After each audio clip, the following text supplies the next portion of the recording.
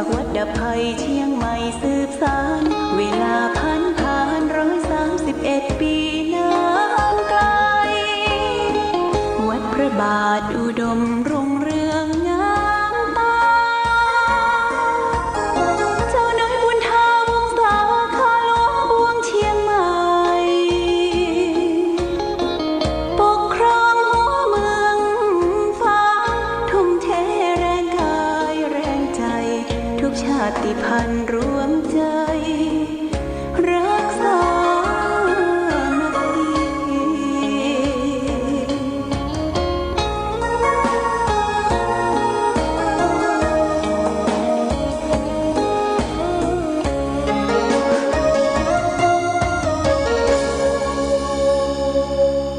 เจริญสุข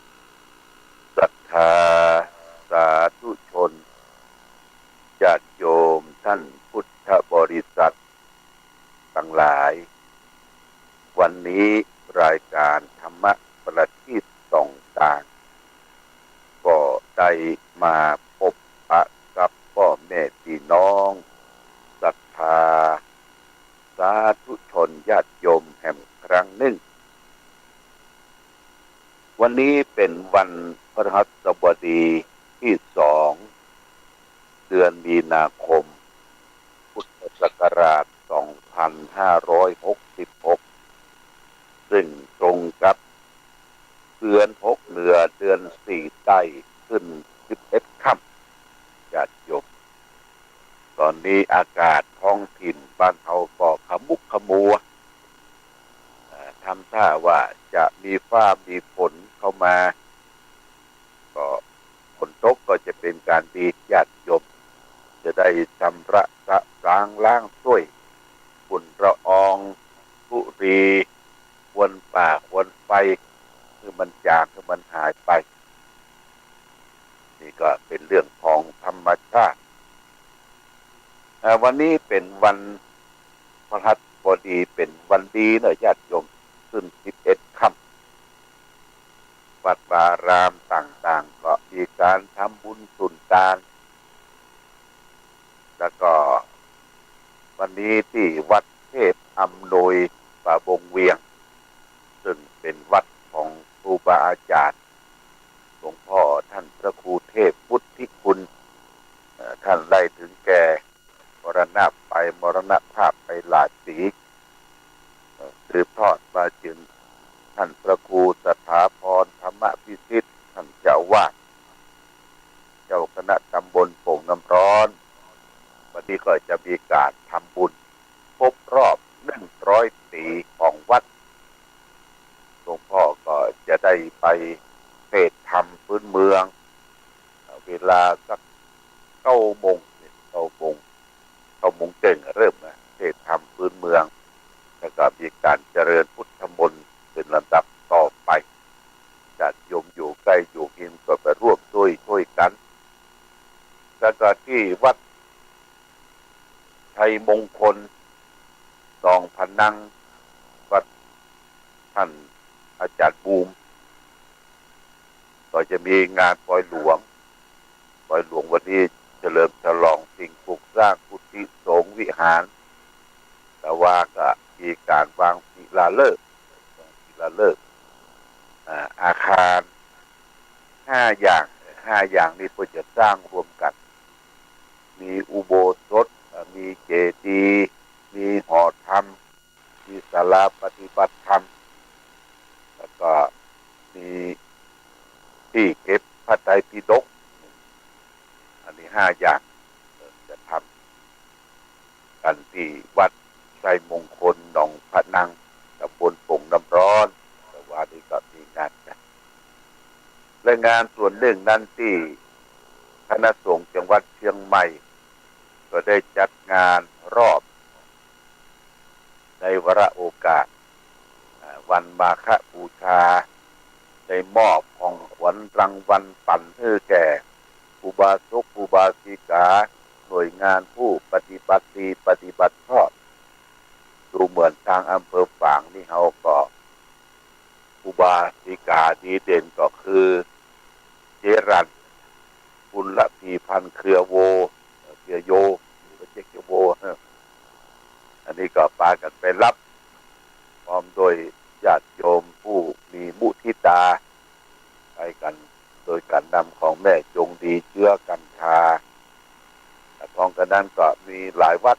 อย่างวัดภูหาวลีเกษมสันปัญญางภูเกษมศีลสัมปันนี่ก็เป็นวัดที่ปฏิบัติศีลห้าดีเด่นของอำเภอพยายามเรียกว่ารณรงค์เรื่องของการรักษาศีลห้าแล้วก็มีอบต.ดีเด่นมีท่านวาสุกดีเด่นก็คือตกที่ตำบลแม่สูนอันนี้ก็ได้ไปรับกันที่วัดพระสิงห์ตะวันนี้ญาติโยมแล้วก็มาวกถึงบ้านเฮาโดยเฉพาะอย่างยิ่งจุดสำคัญก็ที่วัดพระบาทอุดมซึ่งได้เกิดอัคคีภัยคือไฟไหม้วิหารพระเจ้าระแข่งชั้นบนญาติโยมนะถามว่าไหม้มันเผาไหม้เพราะว่าเชื้อเพลิงที่บนวิหารพระเจ้าระแข่งชั้นบนนั่นแหละมีนักมีโต๊ะหมู่บูชามีพระไตรปิฎกมีแท่นธรรมเทศน์มีเก้าอี้มีโซฟาไม้ซัก2 ชุด3 ชุดนะแล้วก็ที่ปูพื้นนั่นก็คือพรมเบาะนั่งสำหรับผู้ปฏิบัติธรรมนี่สำรุดเสียหายไฟไหม้หมดญาติโยมนะชั้นบนนะ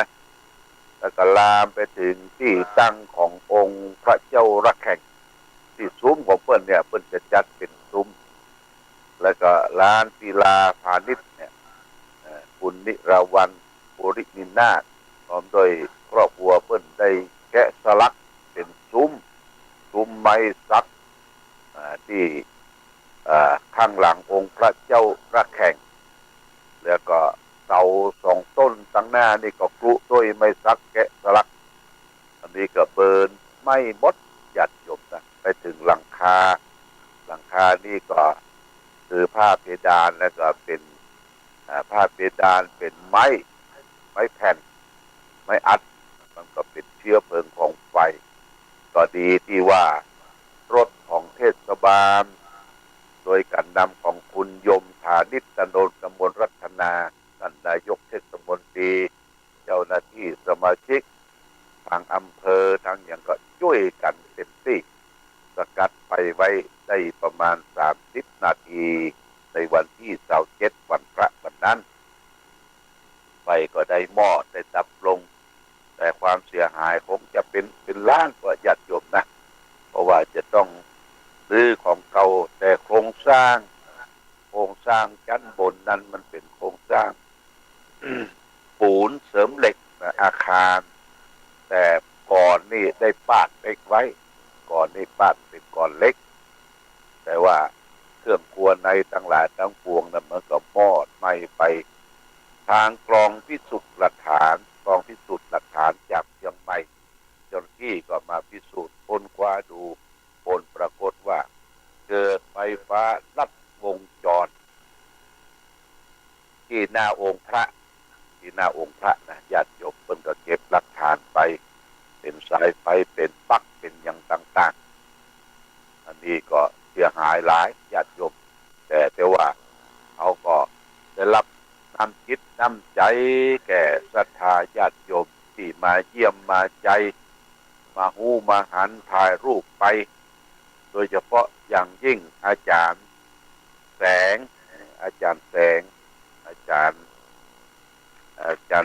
นี้ที่เปิ้นของอาจารย์นิพัฒน์ท่านอาจารย์มหาแสงเนี่ยมาก่อนเปิ้นอาจารย์ณภัทรนินาถจิตเรศอาจหางมาก่อนเปิ้นมาเปิดเป็นปฐมบริจาคตั้งแต่วันที่27มาก็บริจาคร่วมด้วยช่วยกันเป็นกองทุนที่จะบูรณะปฏิสังขรณ์องค์พระลาพระเจ้าระแข่งนี่ก็จะต้องขัดสีลงรักวิตทองต่อไปจัดจบนะแล้วก็ วันนี้เป็นวันที่หนึ่งญาติโยมก็มากันนักกันหลายโดยเฉพาะอย่างยิ่งพ่อเลื่อนแม่อินทรจำปาจากบ้านแม่อ้อในตะวานี่ก็มาจากเชียงดาวก็มา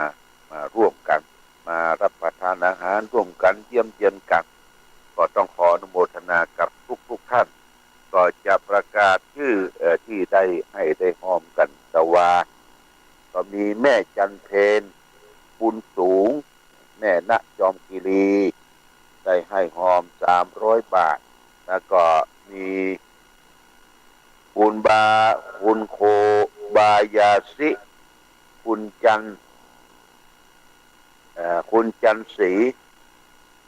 คุณจันทิพย์บ้านห้วยงูในนี่ก็อินทปัญญาพ่อบุญเลื่อนแม่ศรีทรจำปาแม่อ้อเชียงดาว500 บาทแล้วก็ร้อยตำรวจตรีชัยวิทยาวิเศษเพียงหวาย200 บาทคุณครูวีรศักดิ์คุณปราณีคำเตี้ยไผ่ล้อม200 บาทอำนวยทองชัยส่วนดอก100 บาทคุณเพ็ญพรชัยเกตส่วนดอก200 บาทสุรีลมกินแก้วไผ่ล้อม100 บาทท่านพระครูวิบูลย์สุวัฒนาพรก็มาเยี่ยมเจ้าคณะตำบลเวียงเขต3ก็ให้หอมเป็นต้นเนี่ย1,000 บาทนายวัฒนานางอรุดีศรีมูลที่บ้านสันทรายได้ให้หอม2,000 บาทแล้วก็ภูวรัตน์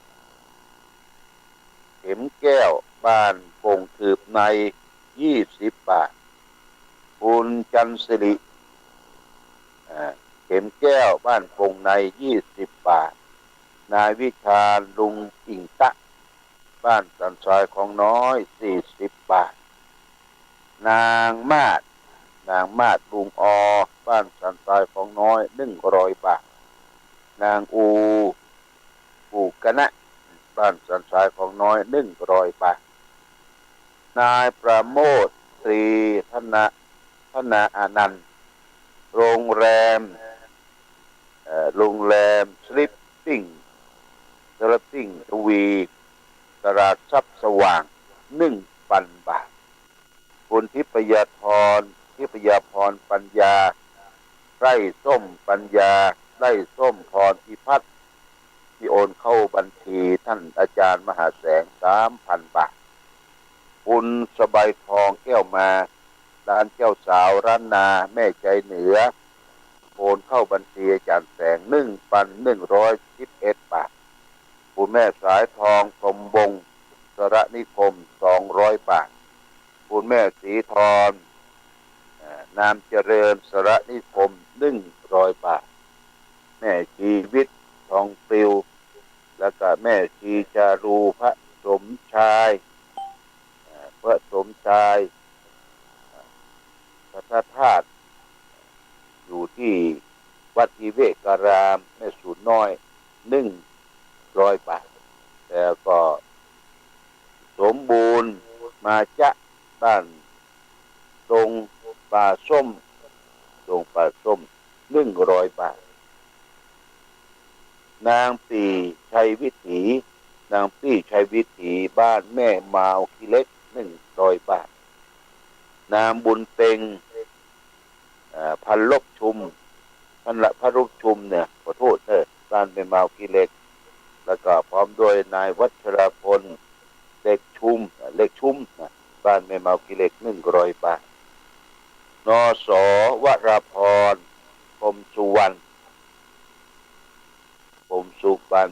อบต.เวียง200 บาทแล้วก็กองทุนวัดช่วยวัดโดยวัดชัยมงคลโดยพระอริการสิทธานสิริมังคโรประธานกองทุนวัดชัยมงคลและคณะสัทธาหนองพนังหมู่1 ได้ร่วมเป็นเจ้าภาพเป็นกองทุนบริจาค100,000 บาทญาติโยม100,000 บาทแล้วก็ทองทวีพรประภาชัยประการบ้านดงหมู่5แม่ทะลก200 บาทอนุโมทนากับญาติโยมท่านสาธุชนที่มาพอไฟไหม้เป็นซากพื้นซากไฟมาแล้วก็บางคนก็สังเวชสลดใจได้หันองค์พลาพระเจ้าละแข่งเหลือ9 องค์ผ้าทรงเครื่องนี่ลุดตุ้ยมดญาติโยมแต่องค์พระเจ้าละแข่งนั้นเป็นยังอยู่คงกระพันเป็นที่ศักดิ์สิทธิ์กราบไหว้สักการะบูชาแก่พุทธศาสนิกชนเราจะได้ช่วยกันบูรณะปฏิสังขรณ์ต่อไปอันนี้ก็ต้องขอบคุณอนุโมทนาเหี่ยวมาแวงมาเยี่ยมมาใจคือกำลังใจแล้วก็วันที่7เนี่ยวันที่7ที่เราก็จะได้เที่ยวได้พัดได้กวาดโดยการนำของเทศบาลตำบลเวียงฝางกองงานของตชด334แม่อายแล้วก็ทางท่านนายอำเภอก็จะได้จัดอาสามาร่วมกันพร้อมโดยพี่น้องประชาชนคณะศรัทธาวัดพระบาทอุดมใกล้เคียงก็มาเก็บมาเกี่ยเศษปืนเศษไฟเศษไม้เศษตอกแล้วก็ใครมีรถยกได้ยกได้รถบรรทุกที่เทได้เนี่ยเอามาช่วยกันเนาะจะยกดำไปทิ้งที่ใดที่หนึ่งอันนี้ก็ประชาสัมพันธ์ในวันที่7นะวันที่7แรม1 ค่ำเดือน6เหนือวันที่6นั้นเป็นวันสำคัญเป็นวันพระสินใหญ่วันอาสาฬะวันมาฆบูชาทีนี้ก็ก่อนที่จะจากกันก็ได้ฝากธรรมะคือแก่ญาติโยมท่านสาธุชนทั้งหลายว่าอัคคทานะคือสังฆกถาว่าด้วยอานิสงส์อันตาลอันเลิศที่พระพุทธเจ้าได้ตรัสเป็นภาษาบาลีว่าอัคคสมิงทานังทะทะตังอัคคังปุญญังปวัตติอัคคังอายุจะวันโนจะยะโสกิติสุขังพลังเมื่อได้ถวายทานวัตถุอันเลิศคือแก่พระรัตนตรัยบุญอันเลิศย่อมเจริญเรื่อยไปคืออายุวันนะยศเกียรติสุขและพละอันเกิดก็จักดีขึ้นแก่เราและท่านทั้งหลายเลื่อยไปนะญาติโยมที่เป็นอานิสงส์การที่เราได้ร่วมด้วยช่วยกันบูชาพระรัตนตรัยอุปถัมภ์บำรุงพระพุทธศาสนาคำว่าพระรัตนตรัยนี่ก็คือพระพุทธพระธรรมพระสงฆ์อย่างองค์พลาพระเจ้าละแข่งเนี่ยได้ถูกไฟหลอมเหลาเหลือก็องค์ส่วนผ้าทรงเครื่องนั้นเราก็จะได้ทำกันต่อไปติดทองทำกันต่อไปเราได้ให้ได้หอมตลอดถึงพระไตรปิฎกนี่เป็นพระธรรม2-3 ตู้นี่ก็ไหม้เบิร์นไปหมดสำหรับพระสงฆ์หรือพระสงฆ์ก็เป็นเนื้อนาคุณที่ดูแลวัดวาอารามเอาได้บูชาได้คือตานแก่พระรัตนตรัยเนี่ยบุญจะเกิดขึ้นเรามีอายุวันนะสุขภระเจริญโดยอายุมันควรยืนจะได้มีผิวพรรณวันนะอันผ่องอันใสจะได้มีความสุขกายสบายใจจะได้มีพลานามัยสมบูรณ์นั่นเหมือนกันทุกผู้ทุกคนที่เราได้บำเพ็ญเพียรไปไฟที่ไหม้ทุกท่านทุกคนบอกว่าบ้านจองหน่วยงานที่ไหนไผบ่ต้องการมันเป็นความหายนะความเสียหายแต่ว่าไฟไหม้เนี่ยยังเหลือของใช้ยังเหลือที่ดินยังเหลือของที่จะสืบสานต่อไปแต่สิ่งอื่นที่มันมาไหม้เฮาเนี่ยคือกิเลสญาติโยมความโลภความโกรธความหลงโดยเฉพาะอย่างยิ่งการพนันที่มาสิงมาไหม้เฮาถึงวันเดือดร้อนเนี่ยพุทธรากถอนพ้นหมดสตุ้งสตางค์หมดเป็นหนี้เป็นสินพลุงพลังแต่ว่าไฟไหม้นั้นก็ยังดีเหลือที่ดินเหลือที่ซากที่เฮาจะได้บูรณะปฏิสังขรณ์กันต่อไปหลวงพ่อก็บอกทำใจเนาะเอาก็ทำใจร่วมกันใครไปอยากจะ ให้มันไม่มันเสียทุกสิ่งทุกอย่างจะให้มันคงถาวรอยู่ต่อไปแต่ถ้ามาถึงกฎของพระไตรลักษณ์กฎของธรรมะก็ว่าเกิดขึ้นตั้งอยู่ดับไปเป็นอนิจจังทุกขังอนัตตาแม้แต่ตัวเขาและท่านทั้งหลายก็เหมือนกันสามารถที่จะคงทนอยู่ได้200-300 ปีญาติโยมเกิดมาแล้วก็ตั้งอยู่เปลี่ยนแปลงดับไปเป็นอนิจจังทุกขังอนัตตาเหมือนกันจูผู้จูคนเอาละวันนี้ได้การธรรมะประทีปส่องต่างได้มาพบในวันพฤหัสบดีเดือน6เดือนขึ้น10ค่ำก็หมดเวลาขอลาจากญาติโยมทั้งสาธุชนไปก่อนรายการธรรมะประทีปส่องต่างต้องขอลาก่อนขอผู้ฟังจงตั้งมั่นจิตหันษาด้วยธรรมะขององค์พระพุทธาได้นำพาให้เกิดความสุขสงบเย็นขอเจริญพร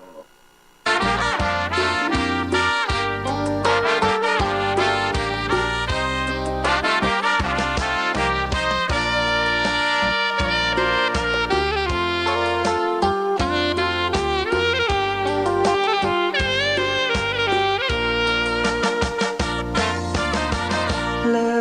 ศฟ้านภาลัย